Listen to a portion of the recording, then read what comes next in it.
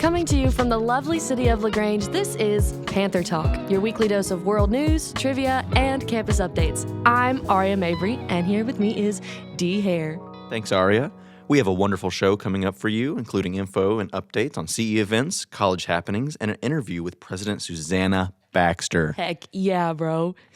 Anyway, can we talk about the elephant in the room? The freaking truck that pulled up onto the quad. The police chase that happened Yes. right in our front door. Let me just tell you what. Okay, so Rebecca Powers and I were in my room in Turner, which that whole building was unlocked at the time because the scanners haven't been working. And so we're standing up there and we hear these sirens go by and both of us kind of looked at each other and we were like, funny, but like that's not an uncommon occurrence here in LaGreasy, right? Mm-hmm. So, like 3 minutes after we heard that, we were like going down the elevator and we were going out to my car to drive back to BSA, right? So here we are, and there's like 3 other students. It's like Parker Gonzalez and a group of them over there, and they're like, somebody's on the phone and they're like, do not leave campus, get back inside or get off campus. And I was like, what the heck is going on? So then we look over and there's a bunch of police lights on the quad and Rebecca freaking decides to go down onto the residential quad and just like stand there and start watching it. Meanwhile, I'm on the phone with my mother and my mother is like, get off campus or go back inside. And I was like, you know what? I think I'm going to head out because this is a little scary.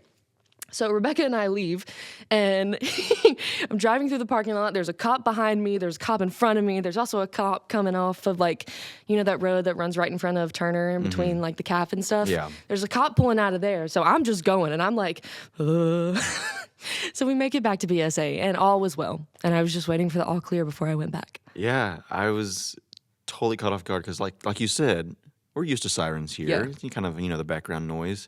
But these sirens went on for a while and are right next to the building. I was like, okay, what's happening? So Erika called me and she's like, look outside. And so I go to because I'm on the opposite end towards the road in Candler. Right. So I walk to the other side of the building and there's already a crowd of people in the stairwell looking through. That and doesn't surprise you just me. see like 3 cop cars and the truck and everything. And so for the next 30 minutes, every window between Candler and Hawkins, there was a face in the window looking down into the quad. That's so funny. Yeah. I just think it's hilarious the difference between like my mom and Rebecca's mom, because both of us called our moms, right? And so my mom was the one who was like, get off campus, be safe, like lock yourself down. Like she was a little worried. But then Rebecca called her mom and she was like, well, if you would have stayed on the quad, you would have been able to see the whole thing. And I was like, okay. No, knowing Rebecca, she would have gone and helped with the arrest. She probably would have. Person. Actually. Yeah. So now I think this will go into our interview with Susanna Baxter. Yeah. Hello. Hi. How are you? I'm doing well. Thank you for coming. Thank you for joining us today on the podcast. We've been just anticipating your this interview and So really excited excited. for it. Well, I'm excited to be here. I'm a big fan of the show. Yeah. I keep listening on Sundays typically when it drops, and I'm thrilled to be here. Honored that you all would have me here. Yes. Awesome. Well, we just have some few little just like bullet points we want to talk about, some questions, just some insights from you that we just want to get some, your views. So first of all, let's just go with what's your job? Well, I'm the president of the institution, and that means that I spend a lot of my time in meetings and listening to various different groups that are interested in the college, whether it be students who are here or it's faculty or staff.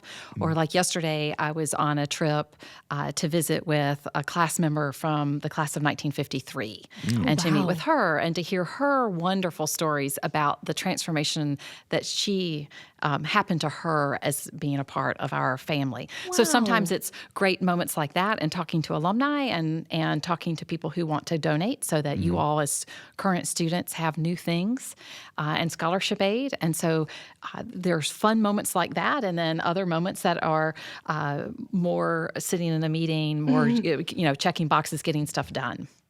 And I know for a fact whenever you can, you definitely come to things that like the scenes that we had on last Friday for our scene study class. You came and saw those scenes, and it's awesome that you can come to those things like that. I prioritize you all. You're why I do it, and you all feed me. So when I haven't seen you all enough, the job feels hard. And so that's my way of reminding myself why I put in all the long hours are great students like you all. That means so much to us. I know It everyone I've does. talked to we love seeing you on campus around, and it means so much. Well, keep the invitations coming. When I get invited, I try to show up. Heck yeah. So while we're on the topic of like what's your job and stuff, I have always been super curious about like what your day looks like as the president of LaGrange College.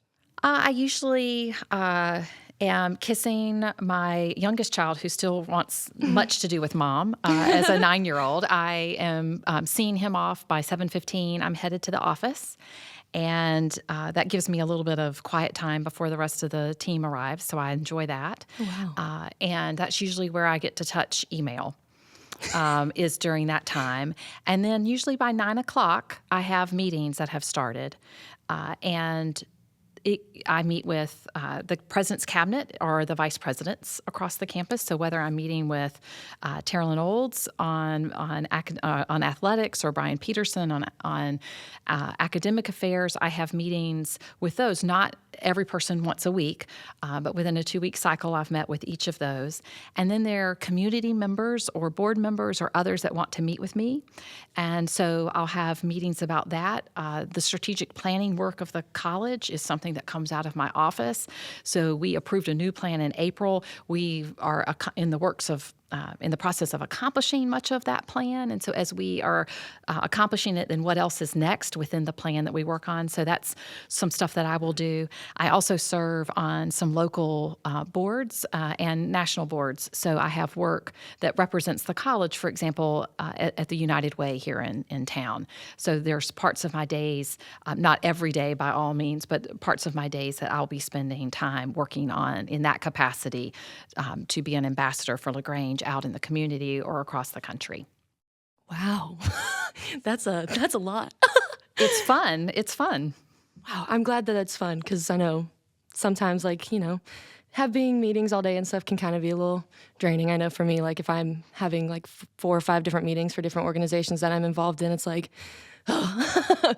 Yeah, we always do something. It is on the back-to-back. We try not to schedule everything as back-to-back to give me a little bit of time, because just like you need a chance to use the restroom or just to breathe and to switch your mind to the next subject. You probably have a hard time when you have back-to-back classes if you don't have at least the ability to walk and think about what's next, right? Reloading your brain. And so for me, I do that. And at the end of the day, when the meetings stop, if I don't have evening functions, then I'm spending time looking at what's come in my inbox since the day before, what's pressing that I have to respond to before I go home and have dinner with the family. Fab.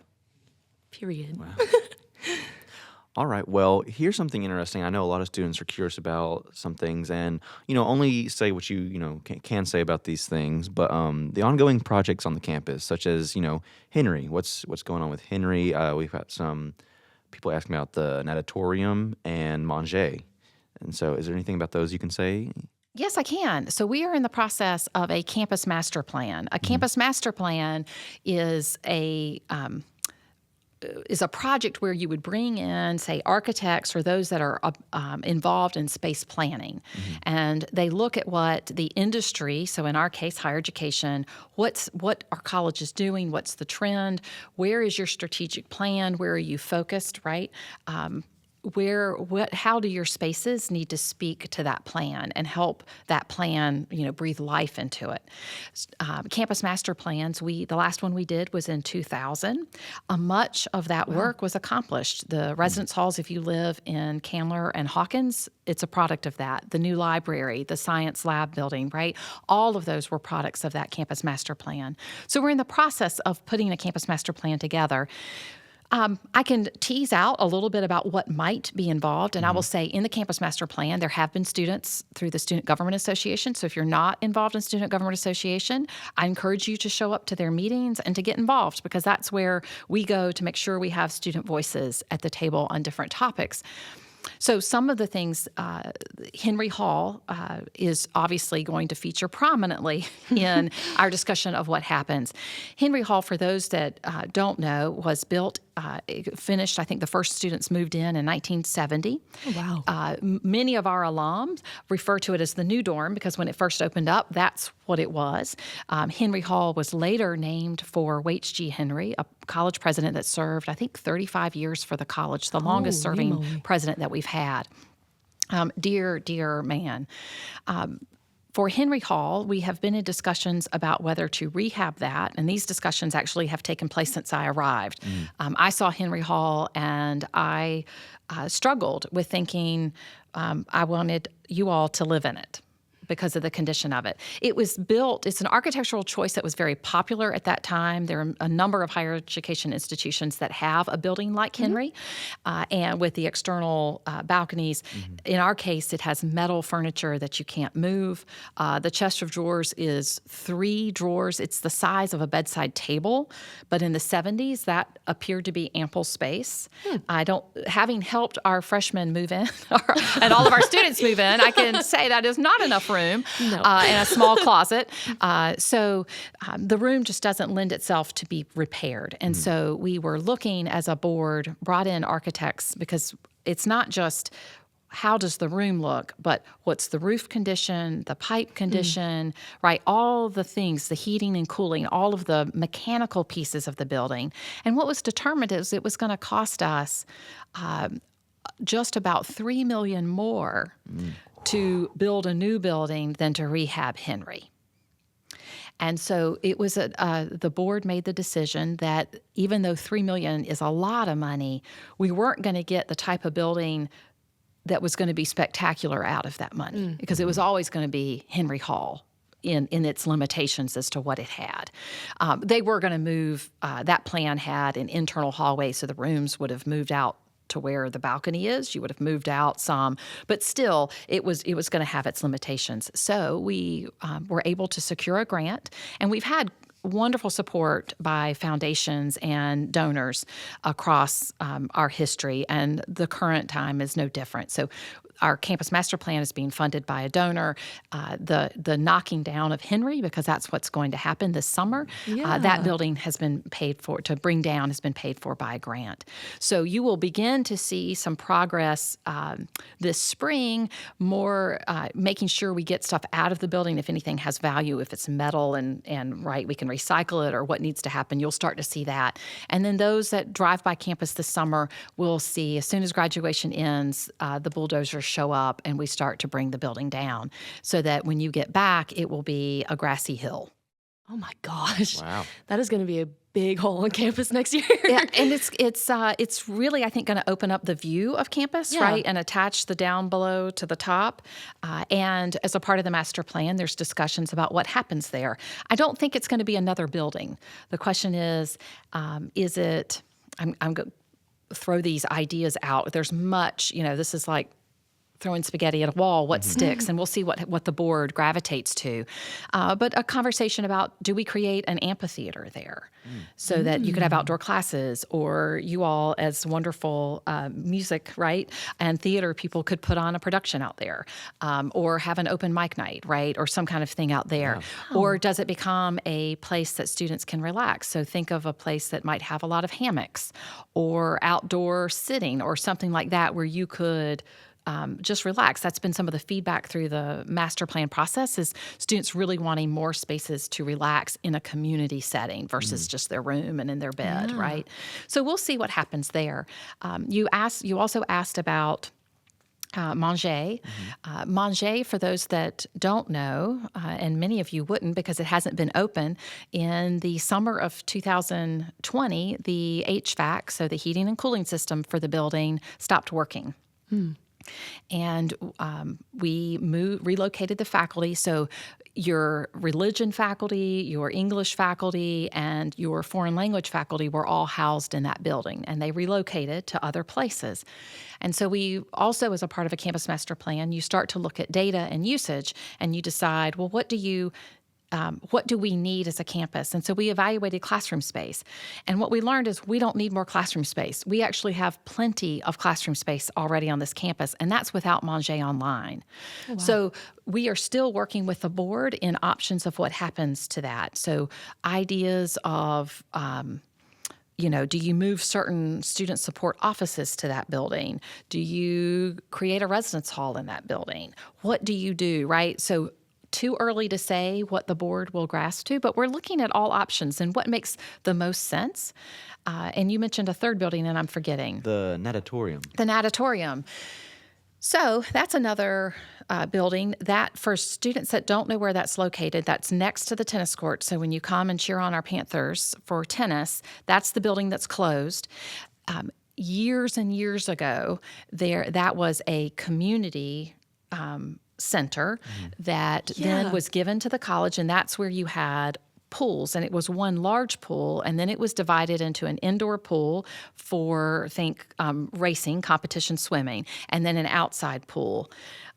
When I got here, there was difficulty with the pool equipment and having it work properly, and then the pool that was holding water stopped holding water, and so we closed the building down because of safety reasons. You don't want a place that would hold brackish water and have animals die in it, or God forbid, a person, right? And so we closed that building off completely so that no one would accidentally fall into a concrete hole that might have a little bit of water in it or something. And so we closed that building. We have been in conversations with our various community stakeholders, from coaches to board members, to the Callaway Foundation, who originally that was their building, and then it was gifted, in a deal with the college to have that building. What becomes of it, we are not sure just yet, and there's all sorts of ideas that it gets knocked down completely, and we expand the CEB, or it becomes a competition gymnasium.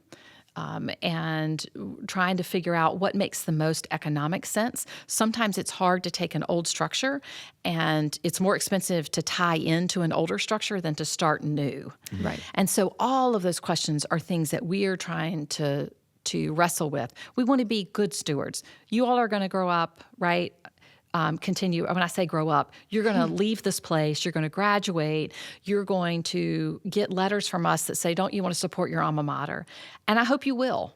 And when you're wildly successful, Dee, on the stage, right, or whatever that next juncture is for you, you may find yourself with a little extra money, or money that's not extra, but this place was so impactful, you want to designate it for a cause. So every time we're meeting with a donor, who are largely our alums, right, we want to be able to say we're using that money in the best way possible. And so we owe it to all of those people that we are able to talk about and explore multiple options. So I don't know yet, but I will know here. The board will approve the campus master plan in April. And so I'll know more by the end of April. Maybe you can have me back and we can talk about, what is in that master plan. But right now, there's a lot of ideas floating around.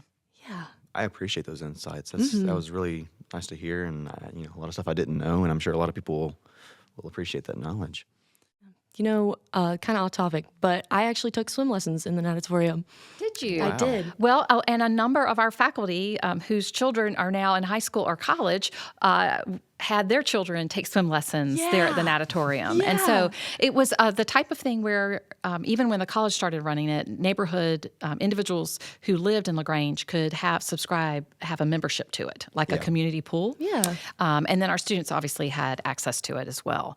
And we had a swim team for those that don't remember our swim team. And we discontinued the swim team because when you don't have a pool that holds water, it's really hard to have a swim team. Right. Well, sort of connected to that, but also more broad. But do you have there are future plans for the college that are kind of like, pressing or like, exciting, stuff like that?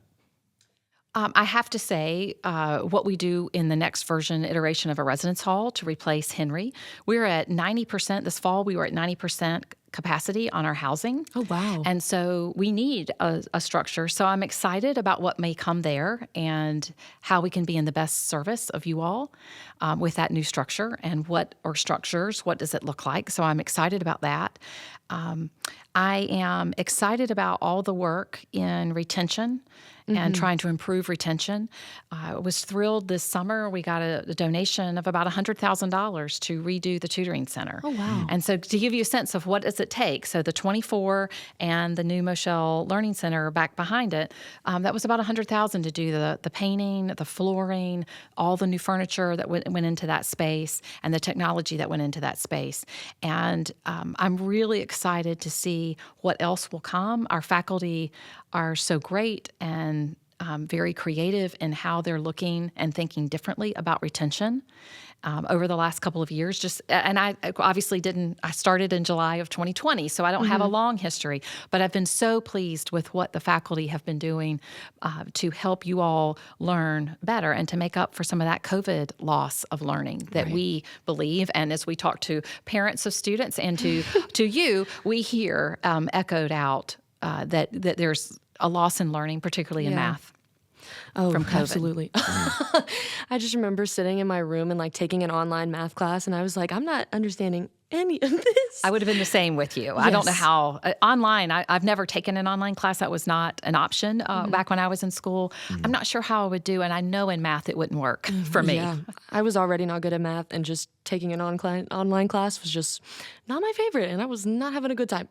That was me with Spanish too. My first Spanish 2 was online, and I just couldn't do it. I had to be in classroom learning, and luckily after I did do in-person learning, and then that it worked at that point. And you have a good ear too for foreign language, so that you couldn't do it online speaks volumes to me. Yeah.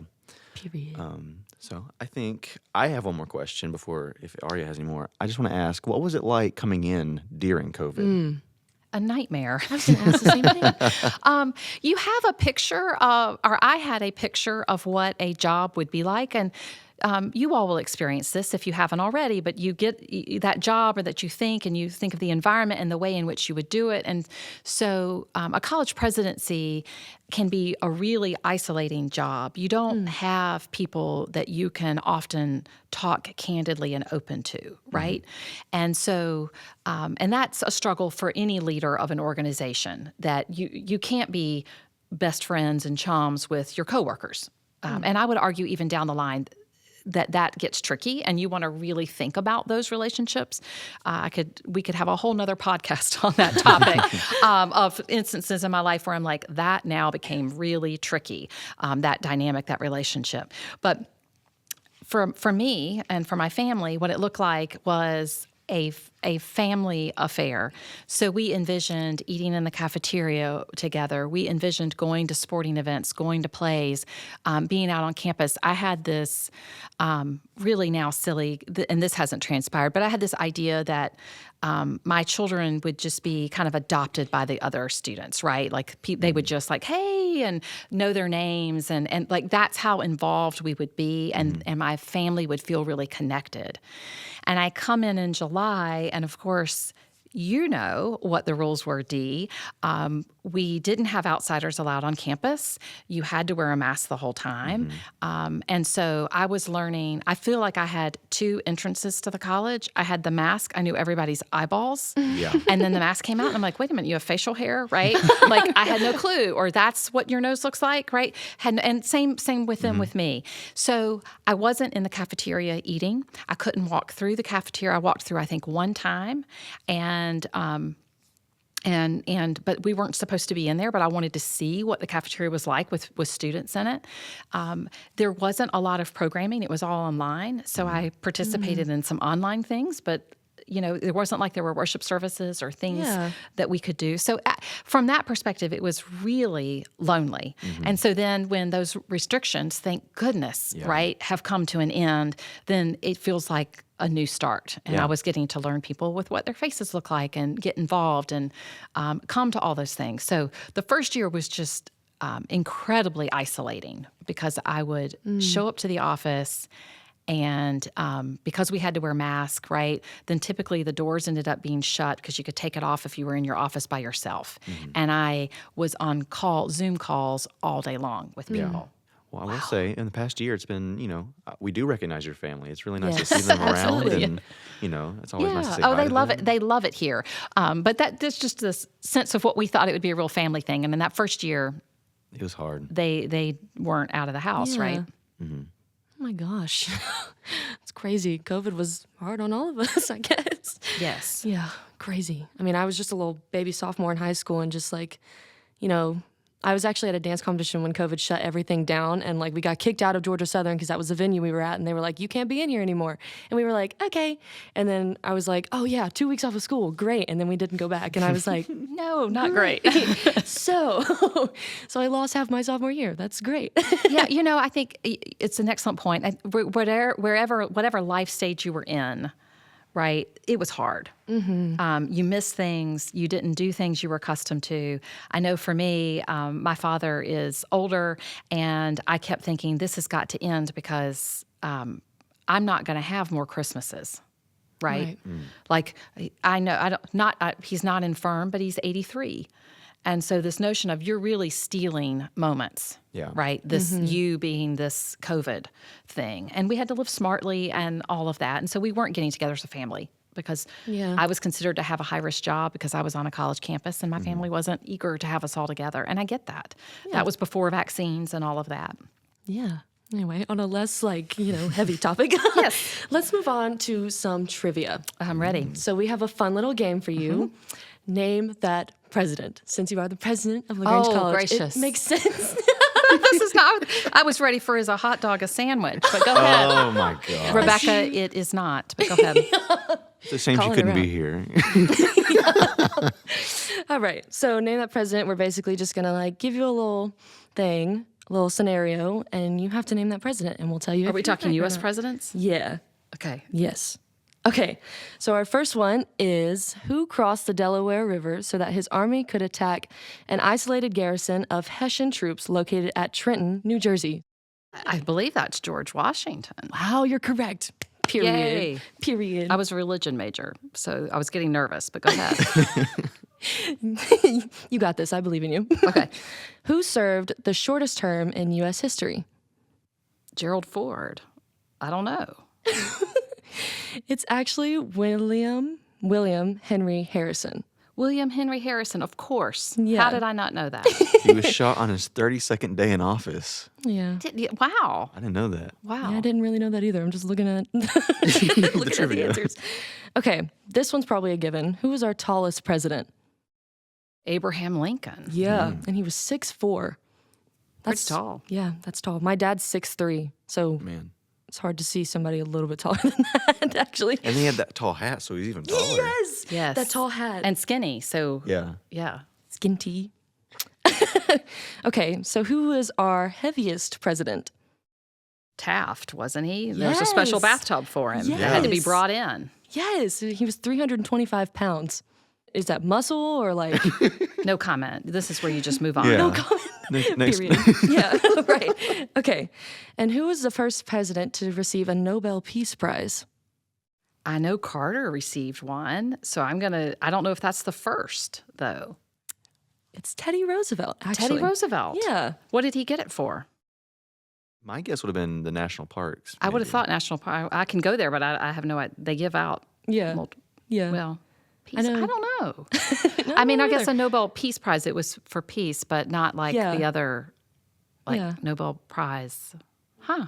There's actually a Roosevelt State Park in Pine Mountain where I'm from, which is actually really fun. Liberty Bell Pool and all that. Mm-hmm. And that Pine Mountain stuff. Not too shabby. Thank you for coming. Thanks for having me. This was a lot of fun. And Awesome thank y'all for talk. doing this. This is really cool avenue. It reminds me of when I was in college and we had a FM or an AM radio station wow. that was broadcast, and students would come in and they'd play CDs or records of whatever they were interested in and then have conversation like this. So y'all have brought back a lot of memories for me that I had completely forgotten about till I heard you. Look at us go. Go Panther Talk team. Go Panther Talk. Yeah. Alrighty. Well, thank you so much for joining us. Yes, thank you so much. Thank you. Hopefully, hope to have you back on sometime. Yes. Sure will. All right. So let's move into some college tips of the week. Again, I really think it's hilarious how the freshman is giving the It's college tips. It's tradition now. It's tradition. It has to happen every single time. So my college tip of the week is to get involved with organizations on campus, and you may just find your calling. I know myself, being here, I'm involved in I think it's 9 different organizations. Wow. So I've stretched myself a little thin. I'm not going to lie. But you know what? That's okay because I'm I'm working through stuff and I'm finding what I love to do. And I have found some really amazing people through these organizations. Yeah, I think that's awesome that you're doing all that because that's one of the regrets I have my freshman year is not getting as involved as I did. My freshman year, I was kind of just, I did my stuff with the theater, my major and all that, but I kind of just sat in my room and I regret that. Right. So I've done some more stuff as time goes on to get more involved. Like just recently I joined Delta Tau Delta fraternity. Yeah. Also reminds me, Greek Week is coming up soon. Yes. So if y'all want to get a chance to get involved with some organizations, go check that out and get some information. Just, Absolutely. Try looking into Greek life. Go Greek. Yeah. Lots of things happening on campus. So, don't stop yourself. Just try anything and you may find what you like. Yeah. I feel like it's kind of hard not to get involved in anything on campus because it's like there's always something happening on the plaza that kind of just like draws you in. Like I know like during Welcome Week and stuff during Fair on the Hill, I was like, ooh, this sounds fun. Ooh, this is interesting. Ooh, like, and that's where I'm at now with the 9 different organizations. Jump scare. Oh, man. All right. Now we want to move on to interest group, college event, CE event updates, all that sorts of stuff. We got Yoga on the Hill on March 2nd, 11:30 a.m. in the Jones Zone, first floor of Turner. We also have a CE event, the 3D Journeys lecture, February 27th from 10 a.m. to 11 a.m. in Callaway Auditorium. Another CE event, Mental Health and Mass Shootings, February 28th, 11:15 to 12:15 in the Bailey Room. I got a Study Away info session, February 28th, 11:15 to 12:15 in the Lewis Library Multimedia Classroom, which is room number 317. Another CE event, we got the Azalea Storytelling Festival, March 3rd from 5:30 p.m. to 9:30 p.m., Callaway Auditorium. Wow, lots of CE credits and stuff Lots of good coming stuff up. going on. Make sure you get those CE credits. Yes, CE credits are a thing. You kind of, how many do you need to graduate? 40? Yeah. It's like 5 a semester. I know in my ethos class, they're like, you have to get 5 this semester and write it all down. And blah, blah, blah. No, if you start from your freshman year getting all that, it's very manageable. That's true. If you don't, it's not very manageable and you're worrying like I am right now. So, Dee. Let's not talk about that. All right, so now we're nearing the end of this episode, which has been a really great episode. I mean, with our interview with the Dr. Susanna Baxter, the president of LaGrange College. Holy moly. Madam President. But anyway, Panther Talk is written by Floyd, produced by Erika Hill and Kelton Hunt, audio engineering by Stevie Nix, audio editing by KeOnthany Seals, audio mixing and mastering by Eddie Montgomery, graphic designs by Emily Childs, and music by Jacob Broom. And a special thanks to Dr. Baxter for letting us interview her. And that's our show. Thank you all for listening. Goodbye for now, and have a good one, Panthers. Bye, y'all.